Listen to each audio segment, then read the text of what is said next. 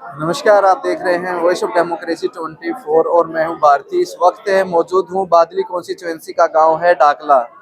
डाकला अपने आप में एक अलग सी पहचान है क्योंकि यहीं से है सरकार में मंत्री रहे ओम प्रकाश धनखड़ का ये पैतृक गांव है और आज सरकार का है वो कार्यक्रम है गांव में आयोजन हुआ। लगभग है 16 डिपार्टमेंट है वो यहाँ पर पहुंचे हैं। उसमें तमाम है, चाहे वो समूह हो या कोई टीबी ये राष्ट्रीय टीबी उन्मूलन कार्यक्रम हो या प्रधानमंत्री उज्ज्वला योजना हो और तमाम ऐसे डिपार्टमेंट से यहाँ पहुंचे हैं, विभाग यहाँ पहुंचे हैं, जो कि चाहे मत्स्य विभाग आप मेरे पीछे देख पा रहे हैं, कृषि किसान कल्याण विभाग है, वो भी यहाँ अपनी उपस्थिति जाहिर की। आज गांव में है, चाहे कोई फैमिली आईडी कार्ड हो, उसके अंदर कोई गड़बड़ हो या कोई आधार कार्ड हो, तमाम ऐसे काम है वो आज यहाँ सरल किए जाएंगे, वो ठीक किए जाएंगे। और आप देख पा रहे हैं कि गांव की कुछ सरकार की योजनाएं थी कि गांव की महिलाएं हैं उनको किसी न किसी तरह से काम में लाया जाए, उनकी भागीदारी को दिखाया जाए। तो जो गांव में समूह होते हैं वो अलग अलग इकाइयां बनाई गई थी सरकार की कि किसी तरह से ग्रामीण अंचल से आने वाली महिलाओं को है काम दिया जाए। उसी से ये देखिए इन्होंने इतने एक अच्छी अच्छी प्रकार के ये खिलौने बनाए, टॉयस हैं, ये इनके द्वारा खुद के द्वारा बनाए गए हैं। जो मैं इनसे कुछ बातचीत करूंगा और जानेंगे कि किस समूह के द्वारा ये बनाए गए हैं। सबसे पहले आप अपना नाम बताइए। मेरा नाम गीता देवी है। कहाँ से हैं आप? डाकला से।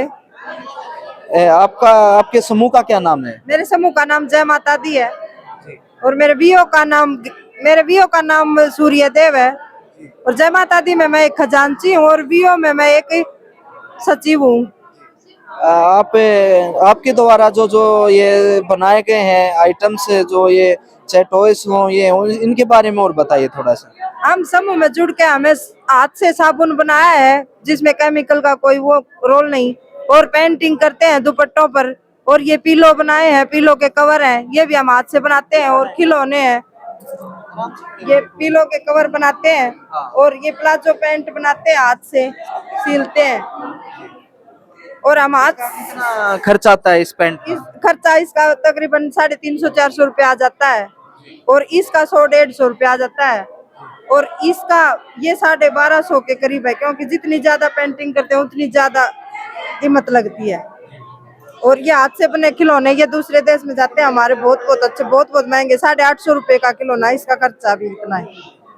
और ये साबुन बनाते हैं, इस साबुन की कीमत 50 रुपए है। शरीर पर कोई भी एलर्जी वगैरह हो वो सब ठीक हो जाती है इस साबुन को यूज करने से। और हमारे ये सभी प्रोडक्ट हाथ से बनाए हुए, ये स्टॉल वगैरह है ऊन से बनाए हुए, जो मफलर। महिलाएं काम करती हैं आपके साथ? हमारे समूह में कम से कम 200 महिलाएं जुड़ी हुई हैं, और 200 महिलाओं में से 60-50 महिलाएं हाथ से का काम कर रही है, और महिलाओं को बहुत बहुत फायदा हुआ समूह में जुड़ने के। 5 साल हो गए हमारे समूह को बने हुए। कितनी आर्थिक मदद हो जाती है घर चलाने में? और जो आपका हम पहले शुरुआत में तो हम पता नहीं था, लेडीज इतनी मजबूर है, 300-400 रुपए भी ऋण उठा लेंगे, हमें जस्ती नहीं थी, लेकिन हमें समूह बनाया जब 500 रुपए 600 रुपए ऋण ले लेती थी, और अब लेडीज 50,000 लाख 1.5 लाख ऐसे ऋण ले लेती है और अपना काम चलाती है। सबका काम अच्छे से चल जाता है? हाँ, बहुत अच्छे से, हमें किसी के पास जाना नहीं पड़ता पैसे लेने के लिए। हमारे समूह से 3 जगह से 4 जगह से जी चाहो उतना पैसा उठा सकते हैं, हम किसी के पास जाने की जरूरत नहीं है। गांव ढाकला, जिला जज्जर, तहसील। पैसा कमाया आपने यहाँ से? मैंने इससे अपनी दुकान करी है, वीओ में से लेके नहीं सूर्यदेव की दुकान है आप? कास्टमेस्टिक की सामान की, कास्टमेस्टिक की दुकान है। हाँ। कितना कमा लेते हैं वहाँ से? मैं महीने के 6-7 हजार रुपये कमा लेती हूँ। अच्छा काम चल जाता है? हाँ, अच्छा काम चल रहा है। और महिलाओं को जुड़ना चाहिए, इस तरह से समूह बनाए। किस तरह से परेशानियां क्या क्या आती है शुरू में? शुरू में कोई परेशानी ऐसी आती है भाई, शुरू में हमें पूछना पड़ता है लेडीज से, भाई आप कितनी बचत कर सकती हो। तो हमें शुरू में जब समूह जुड़े हम 30 रुपए से स्टार्ट किया था, और अब हम 50-50 रुपए की बचत करते हैं।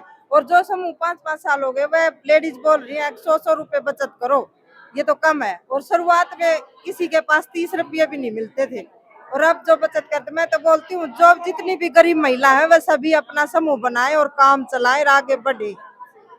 धन्यवाद। आप एक मिनट, आपके पास क्या जिम्मेवारी है? सब मेरे पास मैं सर ब्लॉक कोऑर्डिनेटर हूँ। ब्लॉक के कोऑर्डिनेटर हैं। हाँ, तो मेरा क्या काम है। परेशानियां क्या रही हैं इनको स्टार्टिंग में, आप बता पाएंगे थोड़ा? स्टार्टिंग में तो थोड़ा सा गरीब परिवार मान लिए, इनको समझाना पड़ता है महिलाओं को, भाई ऐसी सरकार की स्कीम है हरियाणा राज्य आजीविका मिशन, इसमें जो भी बीपीएल परिवार होते हैं उनकी हम सर्वे करते हैं। हमारे गरीब बहनें हैं महिलाएं, वो जाके सर्वे करते हैं गांव में, फिर उनको समूह से जोड़ती है। 10-12 बहनों का समूह बनता है। उसके बाद उनको छोटे मोटे कामकाज के लिए पूंजी दी जाती है। 3 महीने के बाद इनको आर्थिक सहायता मिलती है सरकार की तरफ से। 20,000 रुपए की मिलती है, पहले 10 मिलती थी। का जो सेंटर होता है, जो जगह होती है, वो गांव में ही होती है।